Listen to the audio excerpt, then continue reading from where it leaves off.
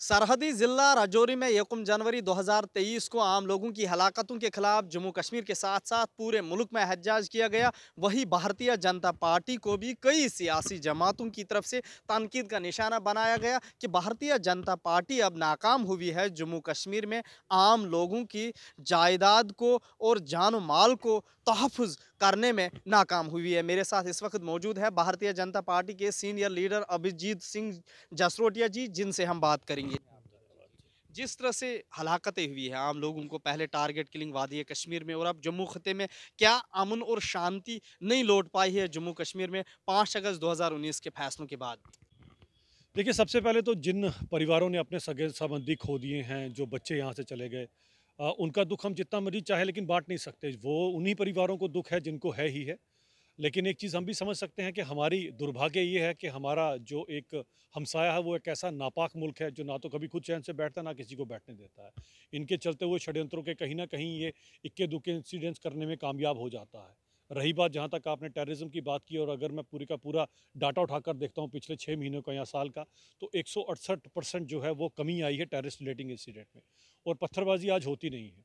आज हमारे पास दिक्कत सबसे बड़ी है कि ये जो मुल्क हमारे हमसाए में हैं, ये मुल्क एक ऐसा मुल्क है जो आज भुखमरी की कगार के ऊपर है। एफएटीएफ सैंक्शन के बाद इनके यहाँ पर ना खाने को कुछ है, ना लगाने को कुछ है।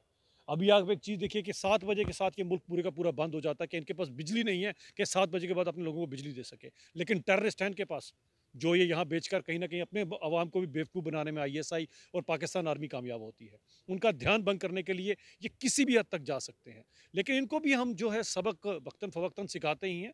बालाकोट एयर स्ट्राइक आपके सामने है, उड़ी की सर्जिकल स्ट्राइक है। जसरोटिया जी, वही हम बात करेंगे अपने घर की। जम्मू कश्मीर के सियासी रहनुमा आपको तनकीद का निशाना बनाते हैं लगातार कि भारतीय जनता पार्टी नाकाम हुई है जम्मू कश्मीर के अवाम के मालो जान की हिफाजत। देखिए, सबसे पहले जिनका आप नाम ले रहे हैं, मैं इनके बारे में पूछना चाहता हूँ, सबसे पहले बंदूक दाखिल किसने करवाई कश्मीर के अंदर? क्या 1987 का दौर सबको याद नहीं है? उससे पहले तो कश्मीर में अमन-ओ-अमान था हर जगह पर, कभी कहीं पर कोई ऐसी घटना नहीं होती थी। 87 में क्यों आप लोगों ने रिगिंग की? किस तरह से बंदूक दाखिल हुई और क्यों आप अपने ही कार्यकर्ता को आपने कहा, जाओ पाकिस्तान जाके बंदूक उठा के लाओ? और यहाँ पर उसके बाद की भी जो पार्टी लाई, तो क्या 2003 का नदी मर्ग भूल गई पीडीपी और कांग्रेस? जब 24 कश्मीरी पंडितों को पॉइंट ब्लैंक पर भूना गया था और ये कांग्रेस और कांग्रेस और पीडीपी उस समय हीलिंग टच खेल रही थी। वो हीलिंग टच किसके लिए थी? ये उसी हीलिंग टच का नतीजा है कि अभी तक जो है पूरी तरह से इसके ऊपर पार नहीं पाया जा सका। और मैं एक बात पूछना चाहता हूँ, क्या महबूबा मुफ्ती साहिबा को, उमर साहब को नहीं पता कि ये हरकत किसने की है? लेकिन क्या एक भी बयान उमर साहब ने या महबूबा मुफ्ती साहिबा ने दिया पाकिस्तान के खिलाफ? इनकी जीभ क्यों लड़खड़ा जाती है जब पाकिस्तान का नाम लेना होता है? क्या ये नहीं जानते कि ये किसका किया हुआ है? उस षड्यंत्रकारी मुल्क के खिलाफ क्या हम सबको इकट्ठे खड़े होने की क्या जरूरत नहीं क्या है? क्या हकीकी मानूं में जम्मू कश्मीर में अभी भी अस्करियत पसंदी मौजूद है, मिलिटेंसी का खात्मा नहीं हुआ है, आवाम को किस तरह आप सच बताना चाहते हैं? देखिए, टेररिज्म सबसे पहली बात है, ग्लोबल प्रॉब्लम है। ये सिर्फ हिंदुस्तान की नहीं, पूरी दुनिया की प्रॉब्लम है। मुझे एक मुल्क बताइए पूरी दुनिया के अंदर जो 100% टेररिस्ट फ्री है।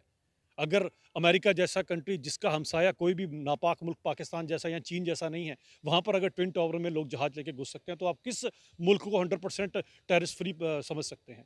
हमारे देश में अगर कोई ऐसी एक आधी घटना घटती है, इसके अंदर भी हमारी सिक्योरिटी फोर्सेस अपनी जानों की बाजी लगाकर, अपने प्राणों की आहुति देकर हमारे प्राण बचाती हैं। लेकिन जब ऐसा इंसिडेंस हो जाता है, क्या सभी सियासतदानों को एक प्लेटफॉर्म पे खड़े होने की ज़रूरत नहीं है?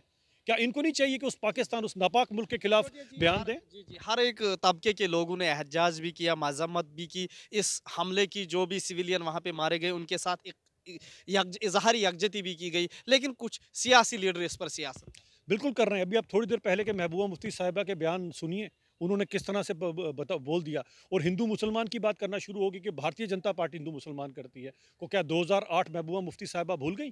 2008 में हाई कोर्ट के डिसीजन को आपने मानने से मना कर दिया था, जब बाबा बर्फानी के चंद जो श्रद्धालु थे वो बालटाल में अपने सर छुपाने के लिए जगह ढूंढ रहे थे।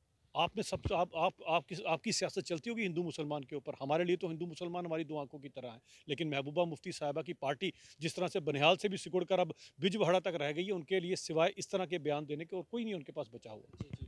बहुत बहुत शुक्रिया। ये थे हमारे साथ भारतीय जनता पार्टी के सीनियर लीडर अभिजीत सिंह जसरोटिया जी, जिन्होंने पाकिस्तान को तनकीद का निशाना बनाते हुए कहा कि पाकिस्तान यहाँ पे अस्करियत पसंदी को फ़रोग दे रहा है और पाकिस्तान की ही वजह से जम्मू कश्मीर में अमन बिगाड़ने की कोशिश की जा रही है, जबकि इंतज़ामिया मुतहरिक है और पाकिस्तान को मुंह तोड़ जवाब देने की फिर से एक बार ज़रूरत है। ईटी भारत उर्दू के लिए जम्मू से मैं मोहम्मद अशरफ।